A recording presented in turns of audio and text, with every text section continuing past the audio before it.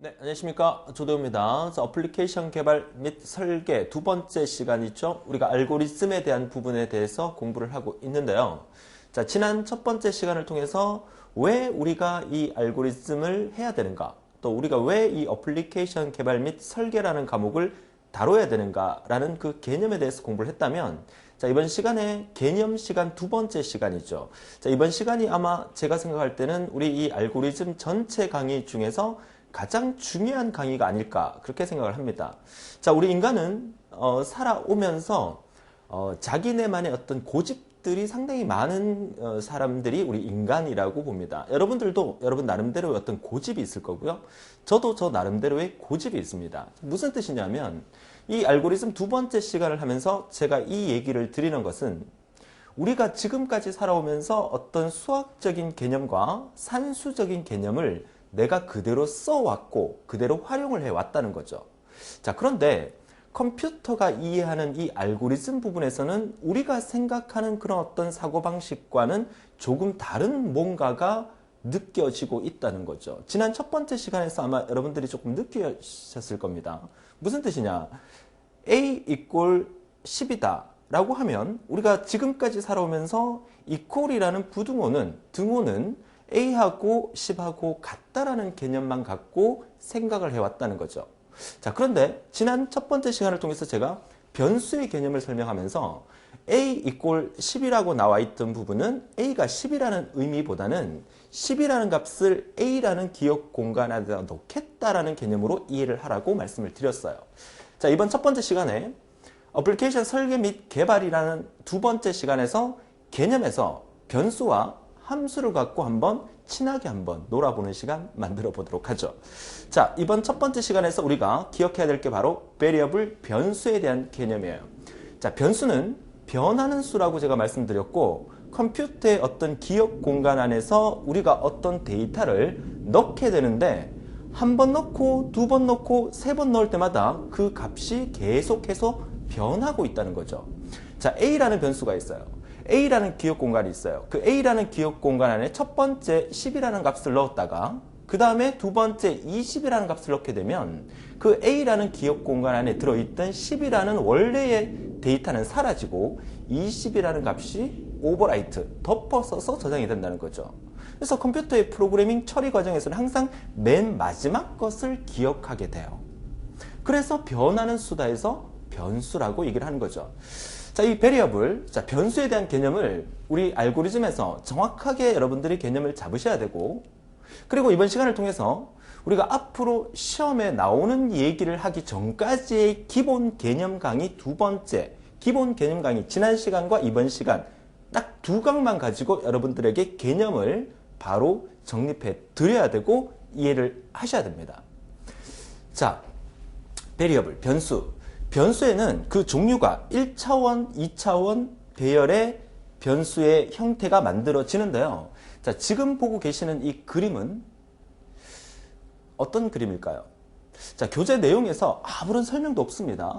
제가 일부러 교재를 그렇게 만들었어요. 여러분들이 교재를 들여다보면서 궁금증이 생겨야 됩니다. 이게 뭘까?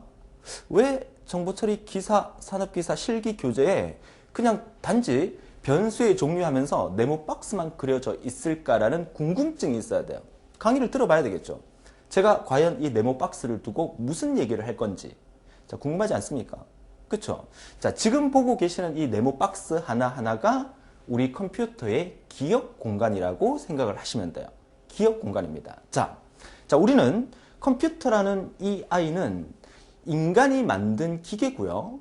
자, 우리 인간이 만들었기 때문에 우리 인간이 사용하기에 편리해야 되고요. 또한 반면에 우리 인간이 내리는 모든 명령들을 받아서 처리할 수 있어야 되고, 우리 인간이 내리는 명령에 대해서 심부름꾼이 돼야 되고, 내가 원하는 모든 것을 대답을 해줘야 돼요. 끄집어내줘야 돼요. 자, 그렇다면 컴퓨터에는 항상 저장할 수 있는 기억 공간이라는 게 필요해요. 자, 지금 보고 계시는 이 네모 박스 하나는 바로 컴퓨터의 기억 공간이죠. 자, 지난 첫 번째 시간에서도 말씀드렸듯이, 자, 기억 공간에는 항상 이름이라는 게 존재를 해야 되죠. 이름을 한번 붙여볼게요. 자, 얘를 우리가 A라는 기억 공간, 얘를 B라는 공간, C라는 공간, D라는 공간으로 기억을 시켜 놓습니다. 이름을 붙여주는 거죠. 우리 인간에도 이름이 있듯이. 자, 그러면 A라는 기억 공간 안에다가 1을 넣겠다. 이렇게 적으라는 거죠. 이거 이해하는 게 이번 시간에 가장 중요하다고 말씀을 드립니다. 우리는 지금까지 살아오면서 이걸 읽을 때 A에다가 1을 넣으라고 읽지 않았어요. 우리는 A equal 1이라고 읽었죠. A가 1이 아니라 틀린 말입니다. A에다가 1을 넣겠다라는 뜻이에요. 자, 그리고 B에다가도 2를 넣겠다. C에다가는 3을 넣겠다. D에다가는 4를 넣겠다. 이렇게 읽어 주셔야 됩니다. 자, 화면을 잠시 일시 정지시켜 놓고 한번 읽어보세요. A equal 1, B equal 2가 아니라 A에다가 1을 넣겠다. B에다가 2를 넣겠다. C에다가 3을 넣겠다. D에다가 4를 넣겠다. 이렇게 읽으셔야 돼요. 자, 지금 보고 계시는 4개의 기억 공간 A, B, C, D에다가 이름을 붙입니다. 뭐라고? A, B, C, D라는 이름을 붙였어요. 그 A, B, C, D는 좌측에 나와 있는 이 부분을 우리가 이름하여 변하는 수다에서 변수가 되는 거예요. A에다가는 첫 번째로 우리가 1을 넣었지만 나중에 A라는 기억 공간에다가 2를 넣을 수도 있고 A라는 기억 공간에다가 100을 넣을 수도 있는 거예요. 언제 어디서 어떻게 어떤 값을 A, B, C, D에다가 넣을지는 몰라요. 프로그래머가 프로그램을 짜면서 필요할 때마다 이름을 붙여서 넣게 되는 거니까 변하는 수다라는 개념이죠. 자, 이것을 A에다가 1을 넣겠다. B에다가 2를 넣겠다. 지금 제가 마르고 닳도록 얘기를 하고 있어요. 그거를 여러분들이 여러분 것만으로 만들고 이해를 해 주셔야 된다는 거죠. 그런데 자, 공간이라는 게 하나, 둘, 셋, 넷 따로따로 저렇게 공간을 만들 수도 있겠지만 나중에 이 공간에 대한 개념, 변수에 대한 개념, 배열에 대한 개념을 우리가 뒷부분에 정렬 테마나 배열 테마에서 한 번 더 제가 설명을 하게 될 거예요. 지금 여러분들이 듣고 계시는 이 개념이 지금 듣고 이해하는 거하고 자, 강의를 쭉 듣고 난 다음에 뒷부분에 정렬 테마 강의에서 이 부분을 한 번 더 설명하게 될 건데 또 배열 테마 강의에서도 또 한 번 설명하게 될 건데 그때 듣는 느낌이랑 지금 듣는 느낌이랑은 분명 다릅니다. 지금은 이게 뭘까? 자, 선생님이 어떤 말을 할까? 궁금증이 생기지만 그때 되면 아, 그래서 선생님이 2강에서 이 부분을 그렇게 강조를 했구나 라는 느낌을 그때 가서 받으실 거예요. 지금은 그냥 그러려니 하고 따라와 주시면 돼요. 자, 그러면 두 번째 그림을 한번 볼게요. 우리 인간은요, 거주 공간이라는 게 필요하죠. 자, 원룸에 사시는 분도 계실 거고, 자, 투룸에 사시는 분도 계실 거고, 아파트에 사시는 분도 계실 겁니다. 자, 그렇다면 A, B, C, D라는 것은 방이 하나밖에 없어요. A라는 하나의 방에다가 1을 넣거나 2를 넣거나 3을 넣게 되죠. A라는 사람을 넣거나 B라는 사람을 넣거나 C라는 사람을 넣게 되죠. A라는 방에다가. 그런데 지금 보고 계시는 이 그림은 연립주택이라고 생각을 하세요. 자, 연립주택에서 1층, 2층, 3층, 4층이에요. 4층짜리의 연립주택인데 이 4층짜리 연립주택이 1층은 A라는 연립주택이고 2층은 B라는 연립주택이고 이렇게 이름을 붙이는 연립주택은 없어요. 그죠? 그러면 이 연립주택의 이름은 어떻게 붙일까? 자, 이 연립주택을 통틀어서 A, 스위스 빌이다 이렇게 이름을 붙이죠. 자, A라는 이름을 붙였어요. 그러면 여러분들은 보통 이 1층을 어떻게 합니까? 1호, 2호, 3호, 4호 또는 101호, 102호, 103호, 104호 이렇게 이름을 붙이지 않습니까? 자, 한 라인에 한 가구밖에 없다면 얘를 우리가 1호, 2호, 3호, 4호로 이름을 붙입니다. 자, 그렇다는 얘기는 이 안에다가 제가 지금부터 임의의 숫자를 한번 넣어 볼게요. 자, 1층에 이 방에다가 10이라는 값을 넣고 여기에 20이라는 값, 여기란 30이라는 값, 여기란 40이라는 값을 넣었다고 가정했을 때 만약에 단칸방에다가 여기에 10, 20, 30, 40이라는 값을 넣었다면 각각의 방의 이름이 필요로 해요. 변수가 필요하다는 거죠. 그러면 이 방 이름을 A, B, C, D라고 했을 경우에 우리는 A에다가 10을 넣어야 되고 B에다가 20을 넣어야 되고 C에다가 30을 넣어야 되고 D에다가 40을 넣어야 된다. 이렇게 우리는 프로그램을 작성을 해야 되지만 만약에 기억 공간 자체를 이렇게 연립주택 형식으로 만들게 되면 자, 우리는 주소를 이렇게 붙입니다. 앞으로 이렇게 이해를 하시면 돼요. 어떻게? 이 연립주택의 1번 방은 A 갈로 1번 방 이렇게 이름을 붙입니다. 앞으로 이거 여러분 많이 보시게 될 거예요. 자, 이 말은 무슨 말이냐면 A 갈로 1번 방에다가 10을 넣겠다. 이렇게 적는 거예요. 자, 따라서 한번 적어볼까요? 그러면 2호실의 이 방 이름은 뭐가 되는 거야? A라는 연립주택의 2층에 2호실에다가 20을 넣겠다. 이렇게 적는 거고요. A갈로 3호실에다가 30을 넣겠다. 자, A갈로 4호실에다가 40을 넣겠다. 이렇게 적는 거죠. 이 과정을 실행하게 되면 이 A라는 연립주택이라는 기억 공간 안에 10, 20, 30, 40이라는 값이 들어가게 된다는 거죠. 정리가 되십니까? 자, 이건 연립주택이에요. 그러면 이런 아파트 형식의 건물도 필요하겠죠. 자, 아파트라면 자, 5층짜리 아파트가 있어요. 자, 5층짜리 아파트에 라인이 1라인, 2라인, 3라인이 있어요. 자, 우리가 이게 표를 얘기한다 그러면 행과 열을 표시할 수 있지 않겠습니까?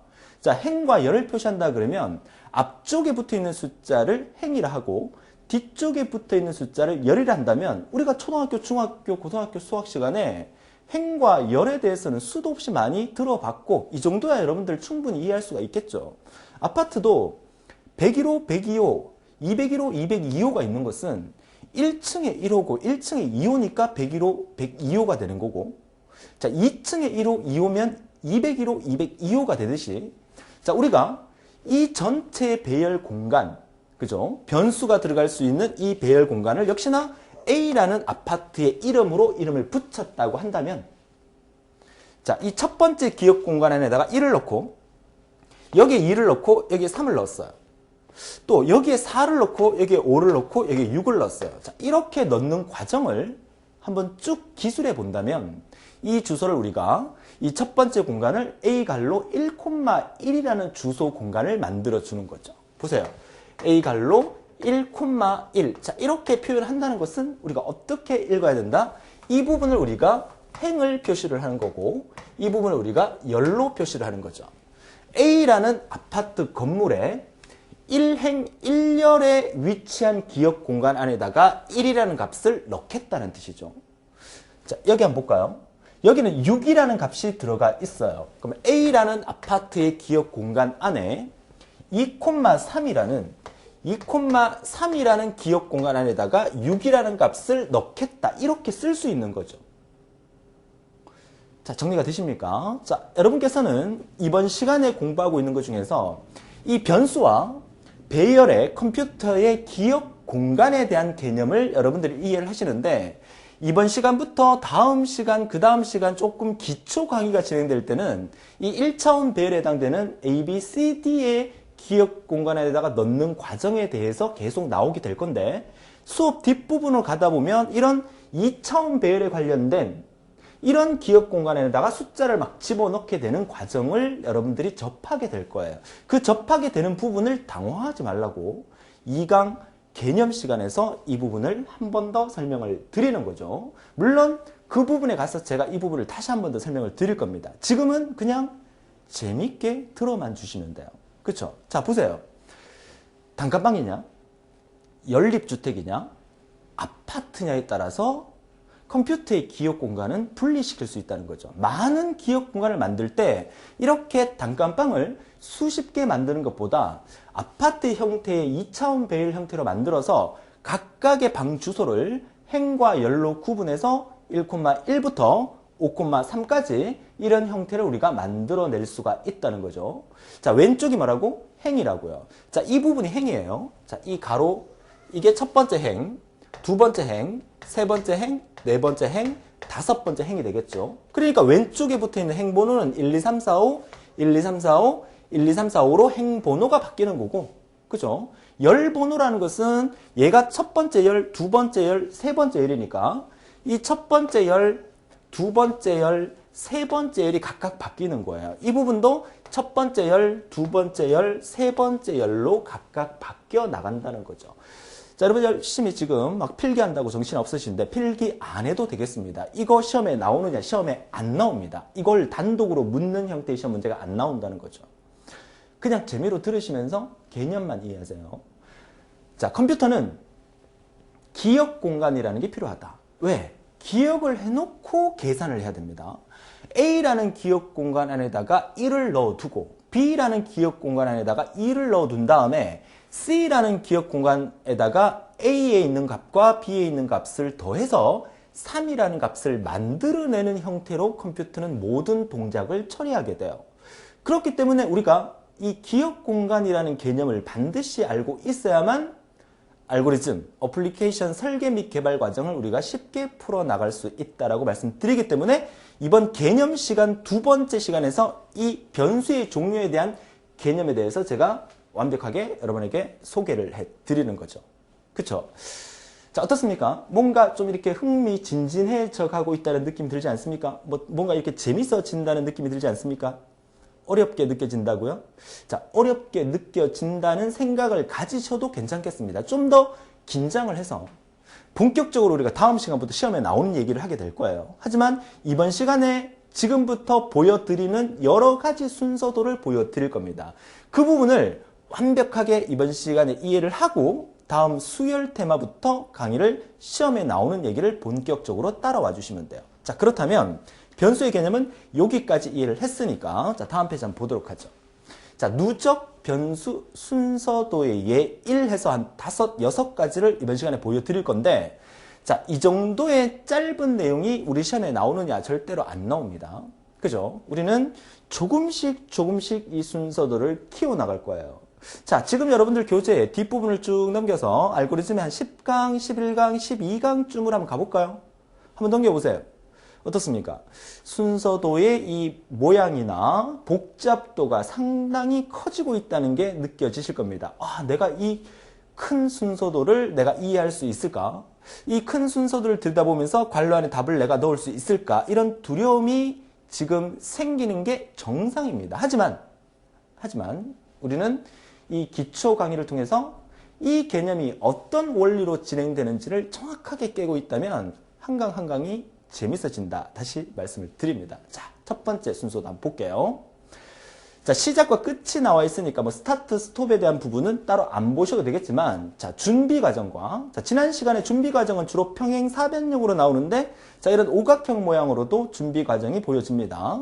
자, 여러분 교재에는 A equal 하고 비워져 있을 겁니다. 제가 임의의 숫자를 미리 넣어봤어요. 여러분들도 아무 숫자를 넣어보는데 저랑 따라서 한번 넣어보세요. 자, A equal 0이다. 이렇게 읽는 게 아니라 A에다가 0이라는 값을 넣겠다. A라는 기억 공간에다가 0이라는 값을 넣어두는 거죠. 자, 한번 넣어볼까요? A라는 기억 공간에다가 어떤 값, 0이라는 값을 넣어둔 거예요. 그죠? 첫 번째 준비 과정에서. 자, A라는 기억 공간에다가 0이라는 값을 넣어뒀어요. 자, 그리고 내려옵니다. 자, 처리 과정이라는 값이 나왔어요. 자, 처리 과정입니다. 직사각형 처리 과정. 뭐 직사각형이 처리 과정이다. 몰라도 상관은 없어요. 그냥 보세요. 편안하게.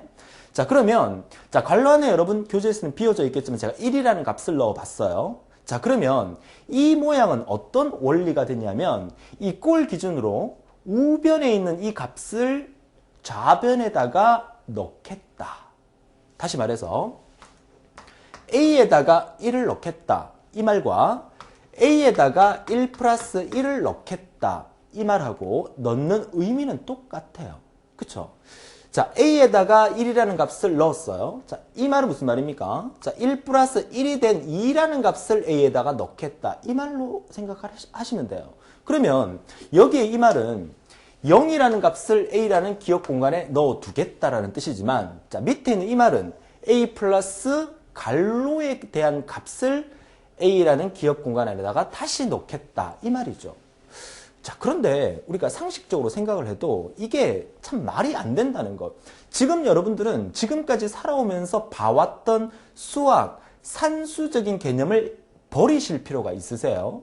무슨 말이냐면 자, A에다가 A 플러스 1을 넣겠다 이렇게 적었어요. 이게 수학적인 사고방식으로 들여다보면 이게 말이 안 돼요. 그쵸? 이게 말이 됩니까? A가 만약에 수학적인 사고방식으로 잠시만 절대 우리가 이 알고리즘을 공부하면서 수학적인 생각을 하면 안 된다고 말씀을 드렸는데 수학적인 생각을 한번 해봅시다. 자, A하고 A는 사실 같은 거 아닙니까? 만약에 A가 2라고 생각을 해볼게요. 이게 말이 됩니까? 2 equal 2 플러스 1이 말이 됩니까? 말이 안 되죠. 2 플러스 1은 3이고 여기 앞에는 2인데 어떻게 2와 3이 같단 말입니까? 그쵸? 같지가 않죠. 수학적으로 들여다보면 이게 말이 안 되는 식이에요. 하지만 우리 알고리즘에서는 이런 식을 엄청나게 많이 들여다볼 수가 있어요. 많이 나와요. 이게 무슨 말이냐? a 플러스 1을 한 값을 a에다가 다시 넣겠다는 얘기죠. 보세요. a라는 기억 공간 안에 1을 넣고 a라는 기억 공간에 2를 넣었어요. 이렇게 프로그램이 진행되면 최종 a라는 기억 공간 안에는 뭐가 들어가 있어요? 2가 들어가 있는 거예요. 첫 번째 a라는 기억 공간 안에다가 1을 넣었죠.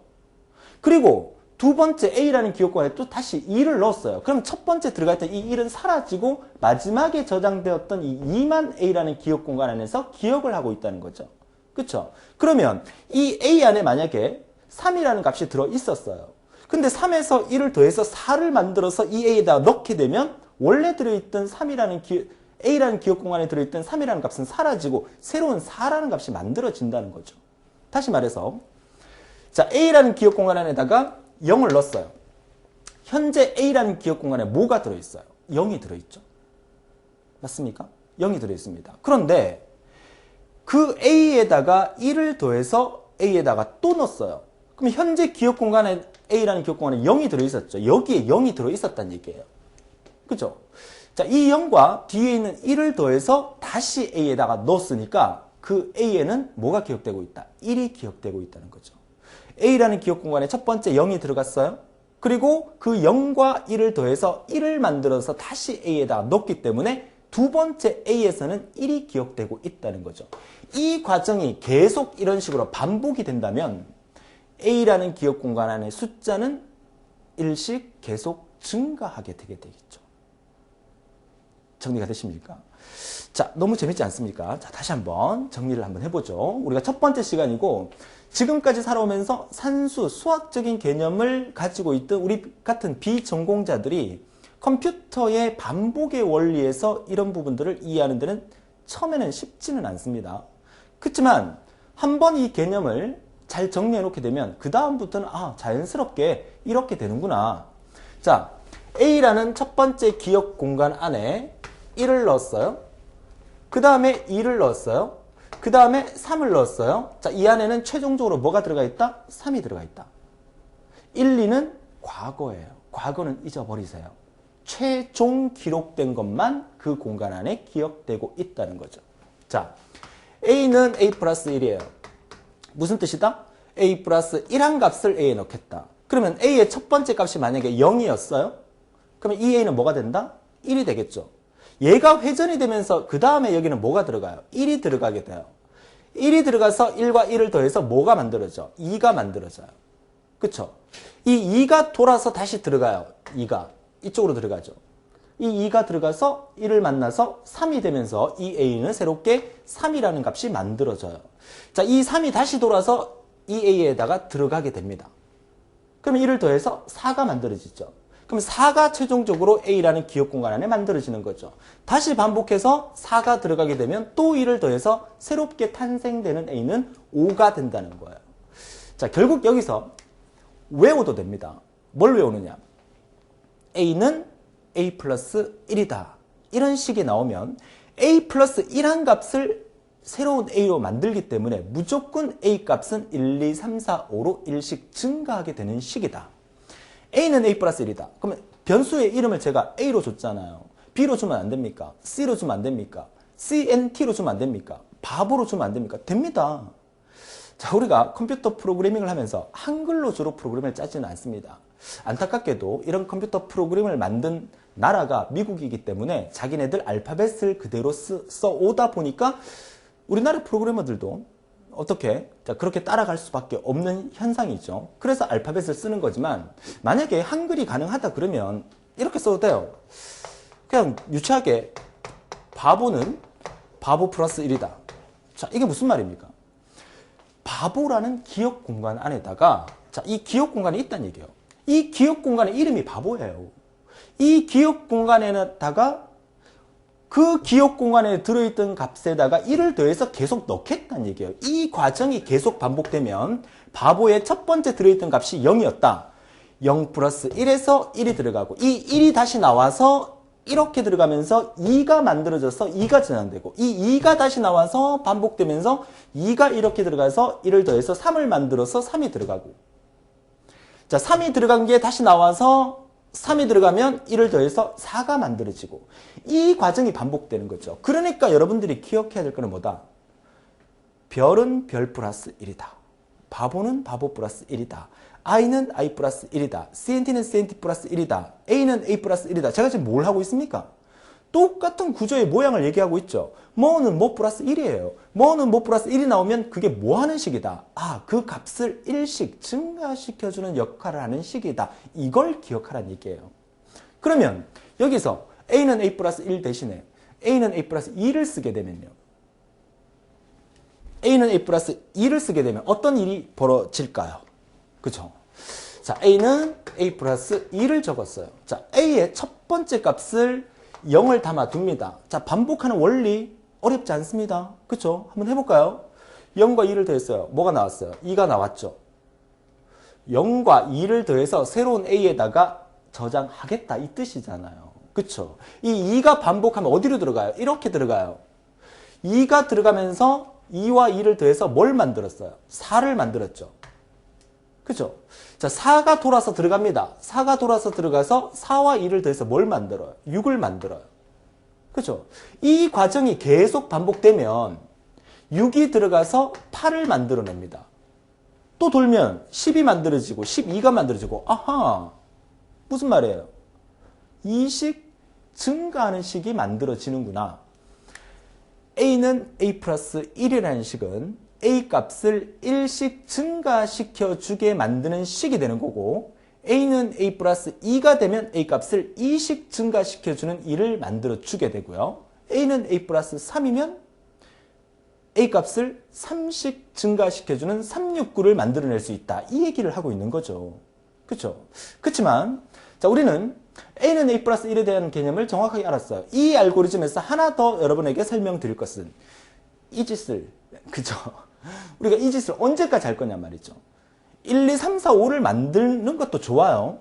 2, 4, 6, 8을 만드는 것도 좋고 3, 6, 9를 만드는 것도 좋아요. 이걸 언제까지 만들 거냐 말이죠. 무한 루프로 돌릴 겁니까? 항상 그래서 우리가 지금 공부하는 알고리즘에서는 끝을 맺어줘야 돼요. 컴퓨터는요. 시키면 시키는 대로 해요. 자, a는 a 플러스 1의 명령을 주고 초기치 값을 1을 주고 a 값을 1, 2, 3, 4, 5로 증가시켜라 라고 명령을 내리죠. 그러면 컴퓨터는요. 지가 전원이 켜져 있는 동안은 밤새도록 돌아갑니다. 밤새도록. 그죠? 지구가 멸망할 때까지 아마 돌아갈걸요? 그죠?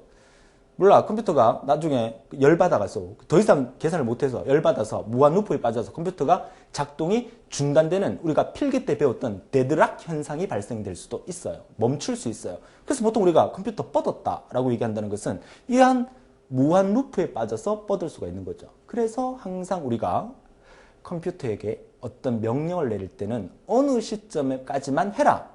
어느 시점에서는 중단해라라는 명령을 만들어줘야 돼요. 그게 뭐냐? 마름모에서 보통 해결을 하죠. 자, 이 말은 무슨 말이냐면 이쪽이 끝나는 부분이에요. 자, 이쪽은 반복되는 부분이에요. a는 a 플러스 1이라는 식을 통해서 a 값을 1, 2, 3, 4, 5로 증가시키는데 언제까지 할 거냐? 어느 시점에 오면 더 이상 올라가지 말고 끝내로 내려오라는 뜻이에요. 그렇죠? 그걸 우리가 마름모에서 보통 해결을 해줍니다. 자, 보세요. a가 얼마보다 5보다 작으면 올라가란 얘기예요.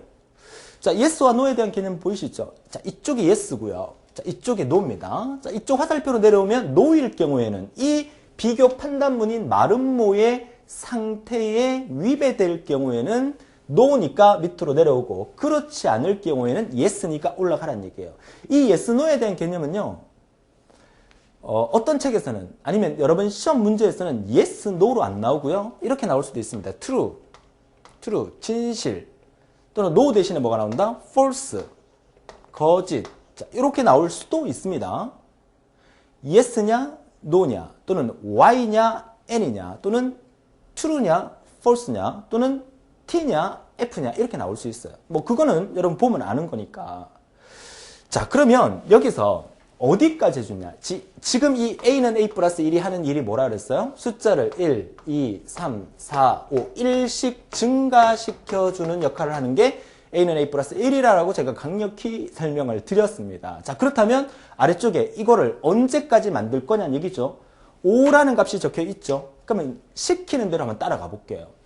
자, a가 5보다 작으냐 A가 5보다 작으냐? 자연수, 정수만 얘기했을 때, 소수점 말고 정수만 얘기했을 때 A가 5보다 작다는 것은 5보다 작은 가장 큰 수는 얼마예요? 4잖아요. 그쵸? 그러면 4는 위로 올라가게 돼 있어요. 맞습니까? A 값이 5보다 작으면 위로 올라가는 얘기죠. 그러면 이 시점에서 올라가는 수는 4일, A 값이 4일 경우에 올라가요. 또 뭐 3일 경우에도 올라가요. 2일 경우, 1일 경우 다 올라갑니다. 그쵸? 근데 A가 5가 되는 순간은요. A가 6이 되는 순간에는요. 그럴 경우에는 A가 5보다 작지가 않잖아요. 그러면 노 쪽으로 내려올 때는 어떤 수가 A가 5일 때, A가 6일 때, A가 7일 때, A가 8일 때, 이럴 때 밑으로 내려오게 되겠죠. 그렇지만 A가 5일 때 밑으로 떨어진다는 것은 A가 6인 상태는 만들어지지가 않습니다. 그죠? 맞습니까? A 값이 처음에 0부터 시작해서 이 식을 통해서 1, 2, 3, 4, 5로 증가하게 되지만 5인 상태에서 밑으로 빠져버리기 때문에 다시 올라갈 일이 없기 때문에 6, 7, 8, 9라는 식은 숫자는 만들어지지는 않습니다만은 그죠? 이론적으로 따진다면 이 부등호에 의해서 A 값이 5보다 작은 수는 1, 2, 3, 4이기 때문에 1, 2, 3, 4인 경우는 올라가지만 그 뒷부분에 5, 6, 7, 8일 경우는 떨어지게 돼 있다. 이 개념이 되겠죠. 결국 이 마름모 안에서 해결해야 되는 것은 4까지만 올려주자. A 값을 4까지만 올려주면서 A가 5가 만들어지는 순간은 밑으로 떨어지게 만들자라는 마름모를 만들어 둔 거예요. 그래서 앞으로 여러분들이 이 마름모를 역시나 많이 보게 될 겁니다. 이 마름모라는 뭐다? 비교, 판단을 할 때 쓰는 거다. 자, 지난 첫 번째 시간에서 제가 인간의 일상생활에 대한 얘기를 했었죠. 인간의 일상생활에서 어떤 얘기를 했었습니까? 소개팅을 나갔는데 상대가 마음에 드냐, 마음에 들지 않느냐. 마음에 들지 않으면 계속 반복할 수는 있어요. 그쵸? 마음에 들면 어떻게 합니까? 마음에 들면 식사도 하고 커피도 마시고 마음에 들지 않으면 바로 집으로 간다. 비교 판단문이죠. 여기서 A가 5보다 작으면 계속 반복하라. A가 5보다 작지 않은 A가 5가 되는 순간은 밑으로 떨어져라. 결국 프린트 A를 해라. 얼마인 상태에서 떨어졌어요? A가 4인 상태까지는 다시 올라가죠. A가 5인 상태에서 밑으로 떨어지는 거야. 그쵸? 결국 최종적으로 프린트 A를 해라. A 값은 얼마인데? 5인 상황에서 프린트가 되는 거죠. 결국 이 문제의 정답은 마지막에 프린트 A 하게 되면 5라는 값이 프린트에 찍혀 나온다는 거예요. 정리가 되셨죠? 자, 그래서 우리는 이번 첫 번째 이 짧은 순서도 하나를 갖고 제가 지금 몇십 분째 얘기를 하고 있는 거는 그만큼 이 개념을 이해해야만 앞으로 여러분들이 들여다보는 모든 순서도를 이해하는데 편해진다는 거죠. 1강, 2강 개념 강의라서 시험에 안 나온다고 해서 건너뛰고 3강부터 막 들어간 사람들이 나중에 되면 질문을 하게 돼요. 그래서 이거 왜 이렇게 됩니까? 이거 왜 이렇게 됩니까? 그 이유가 이런 기본 개념이 안 썼기 때문에 그런 질문을 할 수밖에 없는 거거든요. 반드시 이 강의를 통해서 이 개념을 머릿속에 집어넣고 초등학교, 중학교, 고등학교 때 배웠던 수학적인 개념을 약간 발로 차버리고 컴퓨터의 사고방식으로 생각하고 이 개념을 들여다 보셔야 된다는 것을 다시 한번 강력히 주장을 합니다. 그죠? 자, 그러면 우리가 이 알고리즘을 들여다봤을 때 시험 문제에서 항상 일관성 있게 이런 틀로만 나와주면 얼마나 좋을까요? 하지만 알고리즘이라는 것은 사람마다 달라요. 이거 잘 생각해 보세요. 컴퓨터 프로그래머들이 전국에 얼마나 많겠어요? 전 세계적으로 따지면 얼마나 더 많겠어요? 그 프로그래머들의 머릿속의 생각은 우리 인간이기 때문에 다 달라요. A라는 프로그래머가 프로그램을 짜는 방식, B라는 프로그래머가 프로그램을 짜는 방식 다 다르다는 거죠. 예를 들어서 우리가 다음 시간에 배우게 되겠지만 1부터 10까지 합계를 구합니다. 자, 1부터 10까지 합계를 구하면 얼마죠? 55가 나오죠. 그러면 1부터 10까지 합계를 구하는 알고리즘을 짜라 라고 했을 때 A라는 프로그래머도 짰고 B라는 프로그래머도 짰고 짰다 하는데 좀 말이 좀 이상하죠. 보통 컴퓨터 프로그램을 만드는 것을 프로그램 짠다라고 얘기를 합니다. 그래서 앞으로 제가 짠다 얘기 많이 할 거예요. 자, 알아들으세요. 자, A라는 프로그래머가 1부터 10까지 합을 계산하는 프로그램을 짰고요. B라는 프로그래머도 짰어요. 그런데 결과가 둘 다 55가 나왔어요. 하지만 짜는 방식이 다를 수 있어요. 그게 이 알고리즘의 매력이라는 거죠. 어떻게 보면 매력이지만 시험을 쳐야 되는 우리 입장에서는 좀 짜증나는 얘기긴 합니다. 다양한 각도로 그 결과를 들여다봐야 되기 때문에. 그리고 만약에 여러분들이 시험 치러 가서 빈 백지를 하나 딱 주고 문제를 줍니다. 1부터 10까지 합계를 구하는 알고리즘을 짜세요. 그러면 여러분이 촥촥촥촥 그래서 짜면은 합격한다. 이런 시험 제도라면 여러분 고민 덜 해도 돼요. 그렇지만 우리 시험 제도는 어떻습니까? 출제위원이 이런 식으로 미리 프로그램을 다 짜놓습니다. 짜놓고 난 다음에 중간중간에 괄호를 비워놔요. 그 괄호의 답을 우리가 답 항목이 40개 중에서 찾아서 넣어야 된다는 거죠. 그렇다는 얘기는 주어진 문제가 1부터 10까지 합계를 구하는 알고리즘이라고 한다면 1부터 10까지 합계를 구하는 알고리즘을 출제위원은 어떻게 짰는지가 분석이 돼야 되고 출제위원의 생각, 의도를 파악해서 답을 넣어줘야 된다는 거죠. 그래야만 정확한 답을 우리가 얻을 수 있다. 그래서 이 알고리즘이 여러분 아마 소문 들어보셨을 거예요. 알고리즘이 어렵더라. 알고리즘 진짜 손도 못 대겠더라. 아무리 쳐도 알고리즘 안 되더라. 그 이유가 뭐냐면 상대방의 마음을 읽지 못해서 그래요. 저는 그렇게 생각합니다. 우리가 살아오면서 그렇다고 잘 안 되시는 분들이 배려심이 없다는 얘기가 아니고 우리가 살아오면서 사람을 대할 때 가장 중요한 것은 그 사람의 마음을 이해를 하고 그 사람을 배려할 수 있는 그런 마음들이 중요하지 않습니까? 그렇죠? 그러면 우리가 컴퓨터에게도 명령을 내릴 때 컴퓨터는 어떻게 하면 좀 더 빠르고 정확하게 일처리를 할까? 그런 컴퓨터적인 어떤 생각을 갖고 명령을 내리거나 출제위원이 어떤 문제를 냈을 때 출제위원은 어떤 의도로 이 알고리즘을 만들었을까라는 분석이 들어간다면 오히려 좀 더 답을 쉽게 접근할 수 있다. 이렇게 말씀을 드리는 거죠. 그죠? 자, 지금 드리고 싶은 말씀이 뭐냐면 자, A가 5보다 작을 경우는 올라가라. 결국 4, 3, 2, 1은 다 올라가게 돼 있어요. 5가 되는 순간 밑으로 떨어지게 돼 있어요. 이 원리가 시험 문제에서 이렇게 나와준다면 좋겠지만 이렇게 나올 수도 있다는 거죠. 자, 이건 무슨 말이냐? 얘랑 얘를 이 자리에다가 얘를 그대로 넣었을 경우에도 똑같은 동작을 하게 됩니다. 자, 왜 똑같은 동작을 하게 되느냐? 모양은 다른데 뭐가 다르죠? 얘는 부등호가 작다라는 표시인데 얘는 부등호가 크거나 같다라는 표시예요. 그렇죠? 부등호가 틀림없이 다른데도 불구하고 똑같은 결과가 나오는 것은 yes, no의 위치가 얘랑 비해서 다르다는 거죠. 자, 여기서 자, 원리만 일단 한번 따져보죠. 자, 어떻게 따지느냐?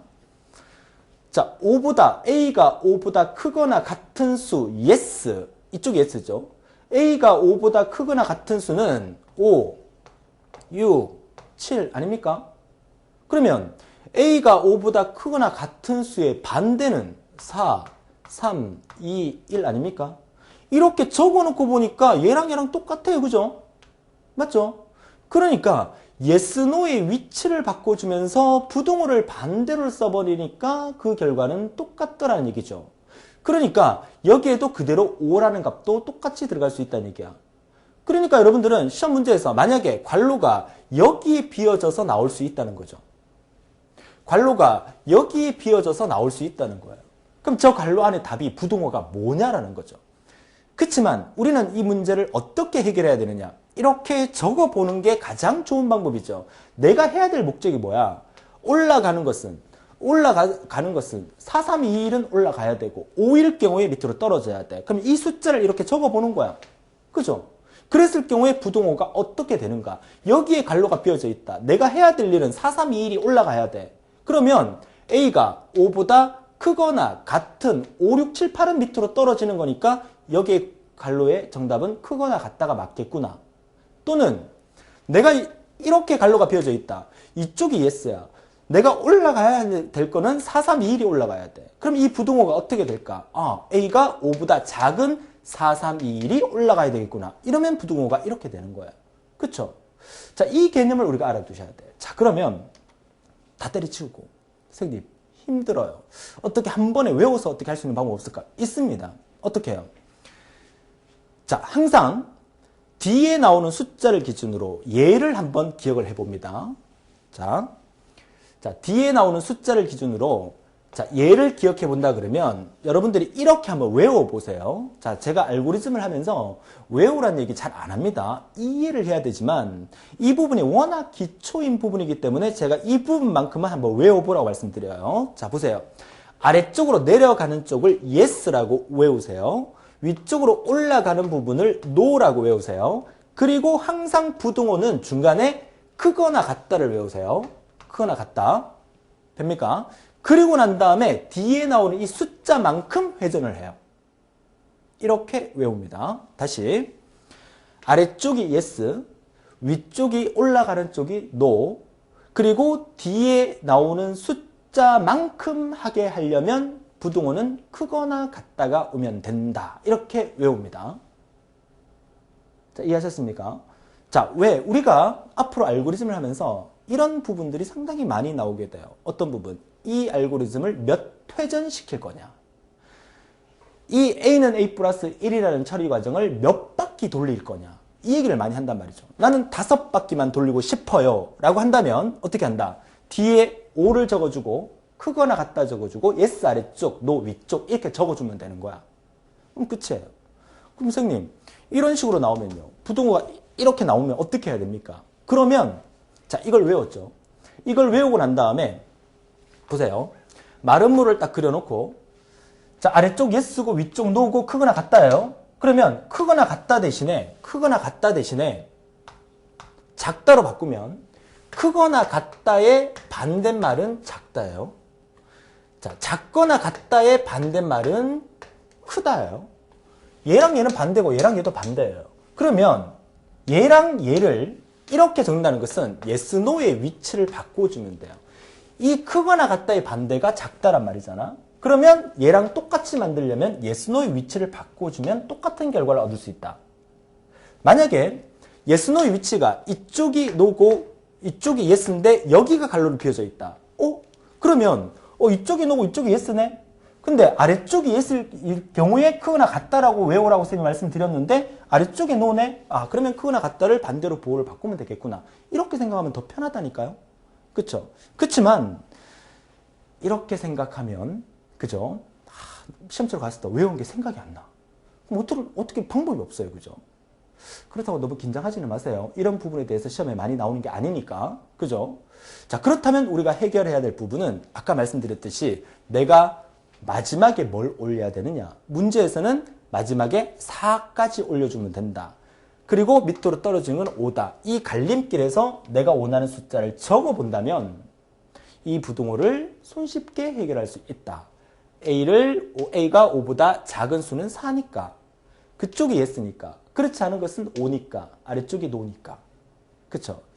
자, 이 하나의 짧은 순서들을 가지고 제가 진짜 한 20여 분이 넘게 이렇게 떠든 이유는 앞으로 다음 시간부터 본격적으로 시험에 나오는 얘기를 할 때 좀 더 쉽게 적응하라라고 말씀을 드리는 부분이니까 정확하게 이 개념을 반복 청취해서라도 이해를 해 주셨으면 좋겠다 말씀을 드립니다. 자, 그러면 이제부터 이해를 하셨으니까 조금 빠르게 진행하면서 누적 변수 순서도의 예 여러 가지를 빠르게 한번 보여드리겠습니다. 자, 다음 페이지 한번 볼까요?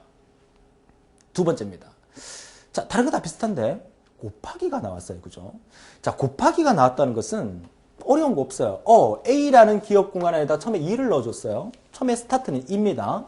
이 2가 어디로 들어갑니까? 이 2는 항상 우변에 있는 2A로 들어가게 됩니다. 그러면 2 곱하기 뭐가 돼? 자, 여기 갈로 안에 2라고 넣어줬어요. 여러분들도 교재 2라고 넣어보세요. 그러면 2 곱하기 2는 얼마가 돼? 4가 되는 거야. 새롭게 탄생되는 얘는 4가 되는 거예요. 그죠? 자, 이 과정이 반복이 되겠죠. 이렇게.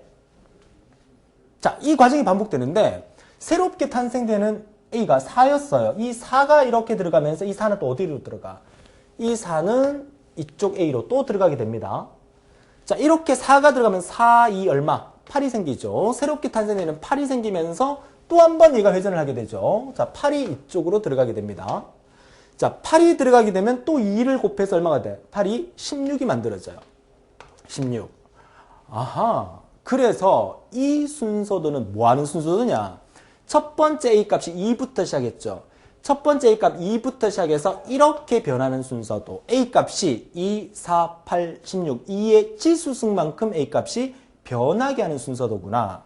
자, 방금 앞 페이지에서 봤던 것은 A값이 1, 2, 3, 4, 5로 변하게 하는 순서도구나. 이 값은 A값이 2, 4, 8, 16으로 변하게 하는 순서도구나. 이 개념을 그림을 통해서 잡아주시면 돼요. 그러면 이것도 그냥 가만히 내버려 두면 2, 4, 8, 16, 32, 64, 128, 256, 1024, 2048 이렇게 변할 거 아니에요. 어느 시점에서 스탑을 시켜줘야 되죠. 그게 필요한 게 뭐다? 말은 뭐다? 그래서 제가 10을 넣어봤어요. 자, 10을 넣었다. 그러면 무슨 말이냐? 이쪽이 yes죠. 그러면 A가 10보다 작으면 올라가라. A 값이 10보다 작은 수 중에 가장 큰 수는 뭐가 만들어지죠? 그쵸. 8이라는 값이 만들어지죠. 그럼 A가 8일 경우에는 yes 올라갑니다. 그죠? 자, A가 8일 경우에 올라갔기 때문에 마지막 이 A에 8이 들어가면서 최종 탄생은 16까지 탄생돼요. 프린트 되는 숫자는 뭐가 프린트 된다? 16이 프린트가 되게 됩니다. A 값이 10보다 작은 8까지 올라갔기 때문에 16이 만들어지면서 A가 16일 경우에는 A가 10보다 작지가 않으니까 16인 상태에서 아래쪽에 떨어지게 되죠. 8인 상태에서 위로 올라가게 되죠. 이 순서도가 되는 거예요. 너무 간단하지 않습니까? 그렇다면 선생님 이거는 뭡니까? 얘 대신에 얘를 갖다 붙여놔도 똑같은 결과를 만들어내죠. 왜? 부등호가 작다죠. 작다의 반대는 크거나 같다죠. 그럼 뭐만 바뀌면 돼? yes와 no의 위치만 바뀌어주면 그 결과는 똑같은 결과를 얻을 수 있다. 이 얘기죠. 자, 이번 누적 변수 순서도의 두 번째는 A 값을 2, 4, 8, 16까지 바꿔주는 순서도였습니다. 다음 페이지 보시죠. 자, 세 번째입니다. 자, 이건 뭘까요? 자, A의 시작을 1로 뒀습니다. 자, A는 1부터 시작을 합니다. 그쵸? 자, 여기에 2라는 값을 넣어뒀어요. 자, A 값 어디? 이 1이라는 값이 이쪽에 우변에 먼저 들어오게 됩니다. 항상 우측에서 좌측으로 넣어주게 돼요. 자, 1 곱하기 2를 해서 뭘 만들었어? 이 A라는 값은 2라는 값을 새롭게 탄생을 시켰어요. 그죠? 자, 반복을 합니다. 자, 2라는 값이 이렇게 새롭게 탄생된 2라는 값이 들어가게 되죠. 2에서 얼마가 생깁니다? 4라는 새로운 값이 만들어져요. 그리고 4라는 값이 다시 올라가게 돼요. 올라가게 돼서 이쪽 우변에 4가 들어가게 되죠. 4, 2, 8에서 8이라는 값이 만들어져요. 이 짓을 언제까지 할까요? 언제까지? 그 앞에처럼 10까지만 합시다. 자, 10까지. 그죠? 자, A가 10보다 작을 경우에 올라가라. 그럼 8까지 올라가라는 얘기네. 그죠? 8이 올라가면서 8이 들어갔어요. 8이 얼마? 16. 16까지 만들어지면 16은 10보다 작지 않으니까 10보다 큰 수니까 16일 경우에 밑으로 떨어지죠. 최종 프린트 A 16이라는 값이 출력이 되겠죠. 이 알고리즘은 A 값을 1부터 1, 2, 4, 8, 16을 만들어주는 알고리즘이었어요. 앞에 거는요. 2, 4, 8, 16을 만들어주는 거고 이거는 1, 2, 4, 8, 16을 만들어주는 순서도가 되겠다. 이 말이죠. 점점 적응돼 가지 않습니까? 자, 다음 예제 하나 더 볼게요. 자, 누적 변수의 네 번째 보도록 하죠.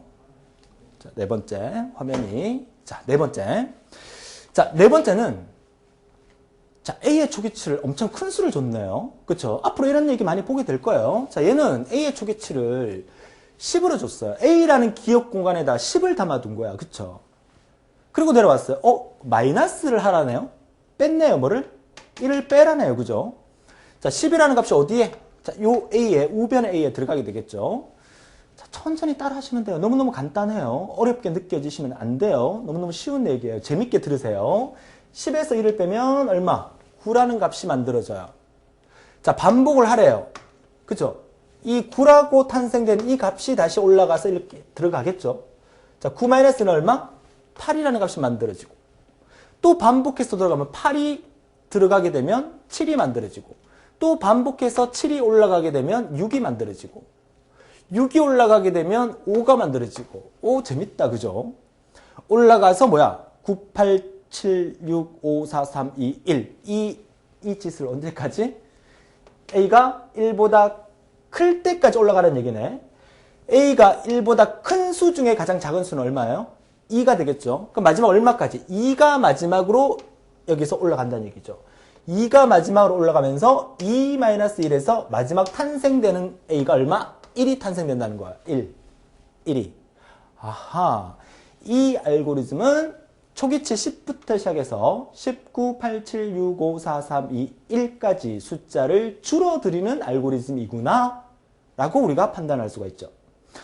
자, 똑같은 모양의 이 모양을 여기다 교체를 해도 똑같이 만들어진다. 이제 이 관로 안에 답을 우리가 쓸 수가 있겠죠. 어떻게? 부등호가 1이라는 값에서 크다였으니까 크다의 반대는 작거나 같다. 작거나 같다로 만들었으면 이 부분의 yes, no는 반대로 뒤집어주면 된다. 이쪽에 예쓰고 이쪽에 놓으니까 이쪽에 예쓰고 이쪽에 놓으면 그 결과는 똑같은 값을 얻을 수 있다. 최종적으로 1이 만들어져서 떨어지는 거니까 프린트 A 하게 되면 1이라는 값이 출력이 되겠다. 이렇게 되는 거죠. 자, 우리는 여기서 이런 값을 얻을 수가 있었어요. A는 A 플러스 1, 별은 별 플러스 1. 이 모양은 그 별 값을, A 값을 1, 2, 3, 4, 5로 증가시켜주는 식이고, A는 A-1이라는 것은 A 값을 19, 87, 65, 4, 3, 1로 1씩 줄어들이는 식이구나. 앞으로 여러분들은 A는 A 플러스 1, 별은 별 플러스 1, A는 A-1 이런 식을 많이 보게 될 겁니다. 보는 순간 아 이게 이 식이구나. 이거 느껴주시면 돼요. 그쵸? 자, 다음 한번 볼까요? 자, 스위치 변수와 플래그 변수 두 가지가 나오는데요. 이거 참 재밌어요. 그쵸? 자, 스위치 변수. 우리가 보통 불을 켰다 껐다 많이 하시죠? 불을 스위치로 불을 켰다 껐다 켰다 껐다 두 가지 상태만 반복을 하게 되는 거죠. 내가 어떤 일을 하고 싶어요. 그쵸? 어떤 일을 하고 싶냐면 먹고 자고 나는 이 두 가지만 하고 싶은 거야. 하루 종일. 그죠?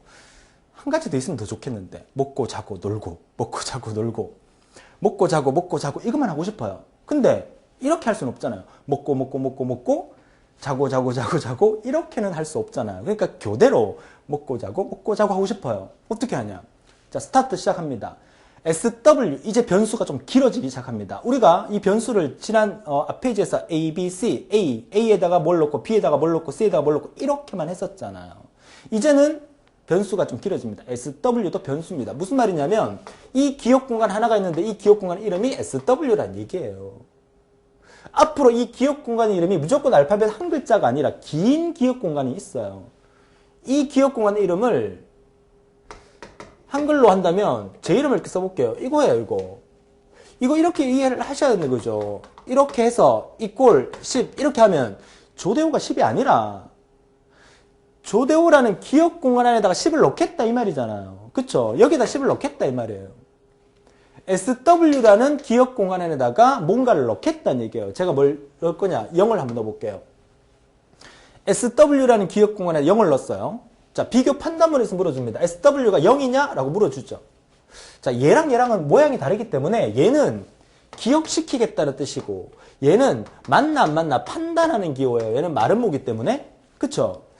자, SW에 0을 넣어놨어요. 야, SW 안에 0 있는 거 맞냐? 라고 물었어요. 자, yes로 가볼까요? 자, 이쪽을 yes라고 할게요. SW가 0입니다. yes. 그럼 먹어라. 그쵸? 처리 1을 하라. SW 0이냐? 0 아니야. 그러면 자라. 그럼 나는 지금 이 스위치 변수를 통해서 한 번은 먹고 한 번은 자고 한 번은 먹고 한 번은 자고를 반복하고 싶어요. 그러면 먹었죠. 다음에는 자고 싶죠. 그러면 SW 변수를 0이 아닌 수를 넣어주면 되죠. 1을 넣어볼게요. 자, 이 말은 무슨 말이냐면 SW라는 기억 공간에 첫 번째 0을 넣었다가 그죠? 이 처리 과정이 통과하면서 이 0이 사라지고 1로 바뀌었다는 얘기야. 그쵸? 1로 바뀐 상태에서 다시 올라가게 돼요. 물어주죠. SW 0이냐? 0 아니야. 1로 바꿔놨잖아 아까. 그쵸? 0 아니에요. 그럼 어디로 가? 1로 오죠. 1로 와서 자게 됩니다. 자고 난 다음에 난 다음번에는 먹고 싶어요. 그럼 여기서 SW를 0으로 바꿔주죠. 자, 보세요. 잤어요. 그쵸? SW 0으로 바뀌었어요. 그리고 다시 올라갑니다. 판단합니다. SW 0이냐? 0이죠. 먹고 1로 바꾸고 올라가서 0이 아니죠? 자고 0으로 바꾸고 다시 올라가서 0이니까 먹고 이렇게 만들면 SW라는 변수를 어떤 처리 과정 다음에 1과 0으로 바꿔놓게 되면 한 번은 이쪽 갔다가 한 번은 저쪽 갔다가 왔다 갔다 불을 켰다 껐다 먹고 자고를 반복할 수 있는 알고리즘이 만들어지는 거. 이게 스위치 변수라는 개념을 설명을 드리고 앞으로 복잡한 알고리즘에서 이 부분을 여러분들이 한번 보게 되실 거예요. 이게 스위치 변수예요. 어렵지 않죠? 재밌지 않습니까? 자, 다음 반 볼게요.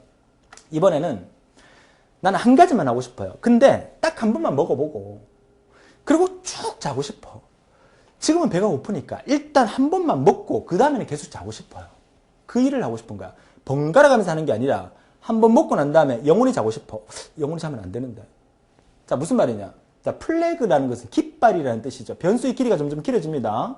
플래그라는 기억 공간 안에다가 이거는 플래그라는 기억 공간 안에다가 0을 넣어둔 거야, 지금. 그죠? 자, 플래그가 0이냐? 0이죠. 자, 뭐합니까? 먹습니다.